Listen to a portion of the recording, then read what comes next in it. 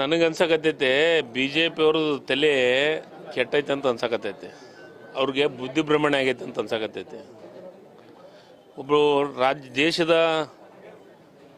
ಕೇಂದ್ರದ ಮಂತ್ರಿಯಾಗಿ ಕರ್ನಾಟಕದಾಗ ಅದಾರೋ ಗುಜರಾತ್ದಾಗ ಅದಾರ ಅವರು. ಗುಜರಾತ್ದಾಗ ಆಗ್ಬೋದು ಎನ್ಕೌಂಟ್ರು. ಹಿಂದೆ ಈ ರಾಜ್ಯದ ಗೃಹ ಮಂತ್ರಿಗಳು ಮಾಡಿದಂಥ ಉದಾಹರಣೆಗಳು ಹಿಂದೆ ಪ್ರಸ್ತಾಪ ಮಾಡಿದ ಅದನ್ನೇನಾರು ನೆನಪು ಮಾಡ್ಕೊಳಕತ್ತೇನ ಅವರು. ಈ ರಾಜ್ಯ ಭಾಳ ಸುಭಿಕ್ಷೆ ಇದೆ. ಈ ರಾಜ್ಯದೊಳಗೆ ಪ್ರತಿಯೊಬ್ಬ ಜನರು ಸುಭಿಕ್ಷವಾಗಿದ್ದಾರೆ. ಅದು ವಿಶೇಷವಾಗಿ ಈ ರಾಜ್ಯದ ಮುಖ್ಯಮಂತ್ರಿಗಳು ಸಿದ್ದರಾಮಯ್ಯನವರಿದ್ದಾರೆ. ಕಾಂಗ್ರೆಸ್ ಅಧಿಕಾರಕ್ಕಿದೆ.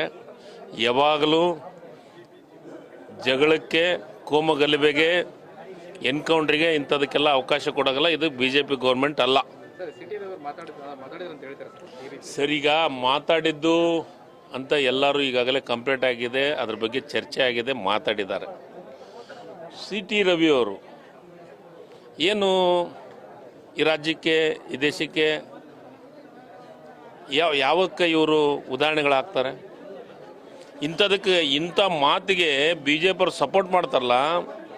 ಮೊದಲು BJPಯ ಮಹಿಳಾ ಮೋರ್ಚಾದವರು, ವಿಶೇಷವಾಗಿ ಮಹಿಳಾ ಮೋರ್ಚಾದವರು, ಅವ್ರು ಹೋಗಿ ಅವ್ರನ್ನ ಕೇಳಬೇಕು. ಮಹಿಳೆ ಅಂದರೆ ಎಲ್ಲರೂ ಒಂದೇ ಅನ್ನೋ ಕಲ್ಪನೆನೇ ಬೇಡ.